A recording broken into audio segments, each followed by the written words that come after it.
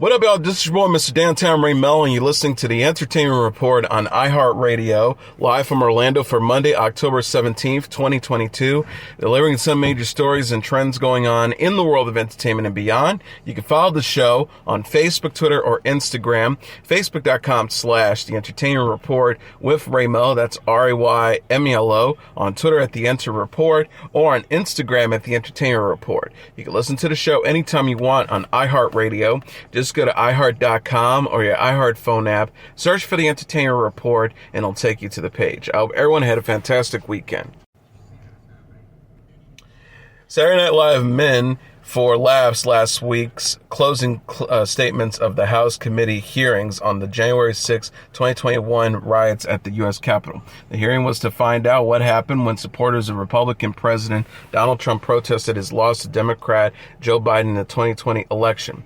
Kenan Thompson played committee chairman Benny Thompson, who presided over the hearings and in the SNL version promised everyone a cupcake at the end of the hearing. Thompson said January 6th was one of the most dramatic and consequential moments in our nation's history, so to fight back, we assemble a team of monotone nerds to do a PowerPoint. We've been investigating this horrible attack for more than a year, but today's session is going to be a little bit different. We're going to summarize our findings, hold a history-making vote, and then, and only then, we're going to get to have a little treat. Heidi Gardner played Rep. Liz Cheney, who said, over the past few months, this bipartisan committee has presented its case to all Americans. Whether you are a Republican who is not watching or a Democrat who is nodding so hard your head is falling off, one person is responsible for this insurrection, Donald Trump, and one person will suffer the consequences, me. She then made several jokes about why she is tough enough to take on her own party over this matter, explaining how being former Vice President Dick Cheney's daughter prepared her for many of the challenges in her career. Thompson skipped over a wide-eyed rep, Adam Schiff, played by Michael Longfellow, because he was too spooky. Video footage then supposedly showed Senator Chuck Schumer, played by Sarah Sherman, trying to place his lunch order with a flip phone via DoorDash from his secure location on January 6, while Speaker of the House Nancy Pelosi, played by Chloe Feynman, called Vice President Mike Pence to demand that voting resume to certify the election results. Trump, played by James Austin Johnson, is also seen drinking a can of Diet Coke, speaking on the phone while sitting on a gold toilet, and delivering a stream of consciousness speech about voting, fictional boxer Apollo Creed, and Obamacare that ends with, "Is Mike Pence dead yet?" Creator Justin Roiland and executive producer Ben Bayouv said the animated Paloni show Halloween special premiering Monday on Hulu includes the late Gilbert Gottfried's final voice performance. Bayouv told UPI in a recent Zoom interview it was about 2 weeks later from the recording when we heard that he passed. Gottfried died April 12th after a long illness at the age of 67. On the Paloni show, Gottfried plays an apartment manager who was dealing with a zombie outbreak in his building.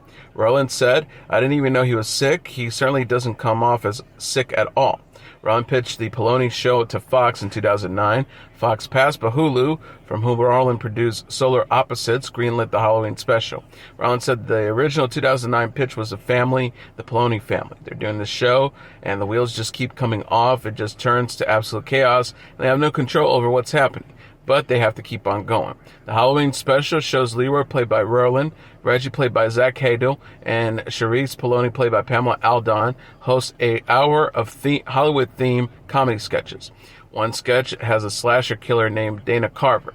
The spoof is a reference to Halloween movie killer Michael Myers and the real-life actor Mike Myers, whose Wayne's World co-host was played by Dana Carvey. Roiland was unaware that the real Myers resents comparisons to Halloween films. Jamie Lee Curtis asked him to cameo in 1998's Halloween H2O, and Myers refused. Roiland says that movie came out when he was a teenager, probably at grade school, so then it was like, here we go, I'm going to get this for the rest of my life. Another sketch involves the honored guests at a surprise party become genuinely terrified when his friends force the gathering on him. Roiland credited animator Joe Haver with the sketch pointing out the dark side of surprise parties. Roiland says a lot of people might be in the mood where they don't want to be social. All of a sudden, next thing you know, you're in a room with 30 people, and it's like, oh shit. Mike Schilling's sketch satirizes Beetlejuice. In 1988 movie, Michael Keaton plays a ghost who comes to life if you say his name 3 times. The Paloni sketch never reveals the pseudo-Beetlejuice name. However, he tricks a man into saying his offensive name 3 times in public, and Roland finds it funnier to leave the offense name up to the audience. Prime Video has announced its unscripted competition series Dr. Seuss Baking Challenge is set to premiere on December 13th. The synopsis explains, from classically trained pastry chefs to self-taught cake artists, 9 teams of 2 bakers will compete for a grand prize of $50,000. In each episode, bakers will be given a challenge based around Seuss characters and stories. Tamir Mowry Housley is the show's host, and baking icons Clarice Lamb and Joshua John Russell are the judges. The series will stream simultaneously on Prime Video and Amazon Freevee. Sarah Ferguson, Britain's Duchess of York, shared on Instagram Saturday photos of her with the late Queen Elizabeth II's cherished corgis. The dogs were part of the funeral ceremonies for the monarch, who died last month at the age of 96. Ferguson posted the pictures of her playing with and cuddling Mook and Sandy to show how she is spending her own 63rd birthday. The Duchess captioned the images, "The presents that keep giving." Dogs live with Ferguson and her ex-husband, the Queen's son, Prince Andrew, at a Royal Lodge, Windsor. The pair also share 5 Norfolk Terriers. Global K-pop sensation BTS returned to the stage Saturday with a free concert in front of more than 50,000 delirious fans, even as questions swirled about the future of the band and the impending military duty that may force them out of action.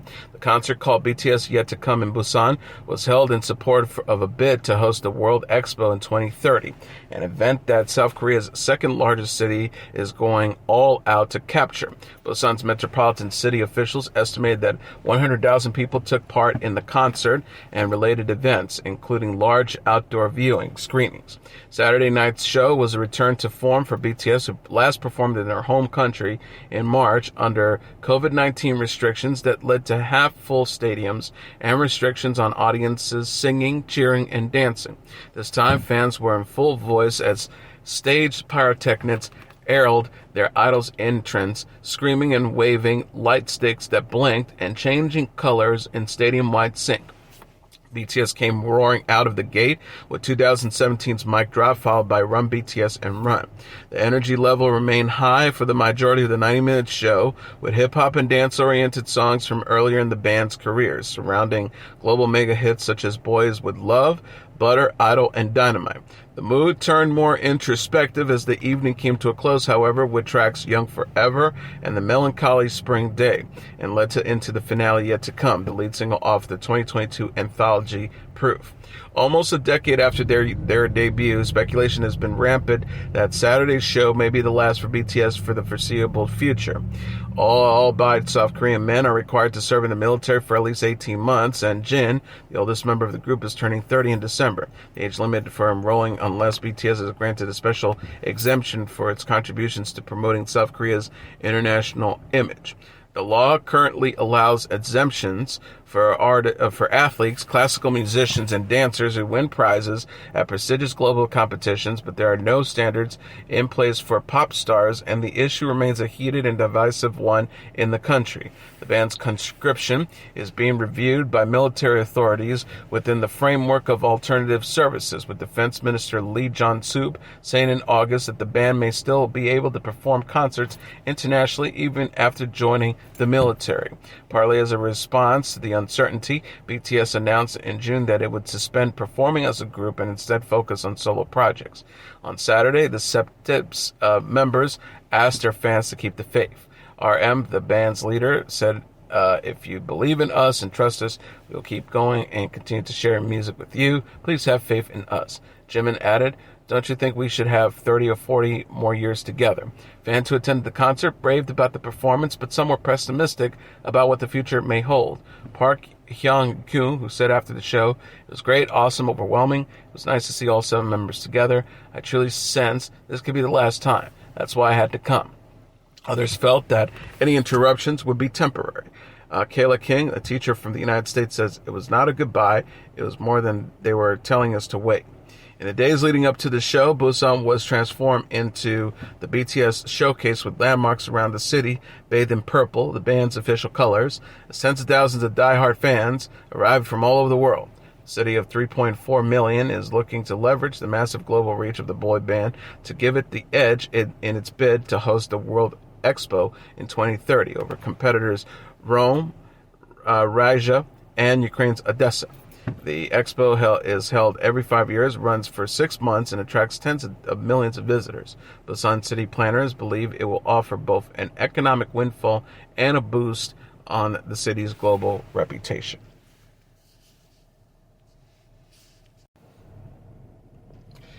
Rapper Bad Bunny's Spanish-language record Un Verano Sin Ti is the number one album in the United States this week. Coming in number 2 on the Billboard 200 charts dated Saturday is Slipknot's The End So Far, followed by Morgan Wallen's Dangerous, the double album at number 3, The Weeknd's The Highlights at number 4, and Harry Styles' Harry's House at number 5.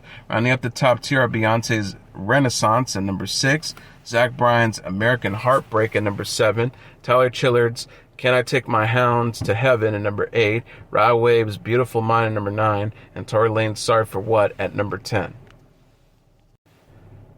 And finally, Halloween Ends, purportedly the final horror movie in the 45-year franchise starring Jamie Lee Curtis's number one movie in North America, earning $41.3 million in receipts this weekend, BoxOfficeMojo.com announced on Sunday.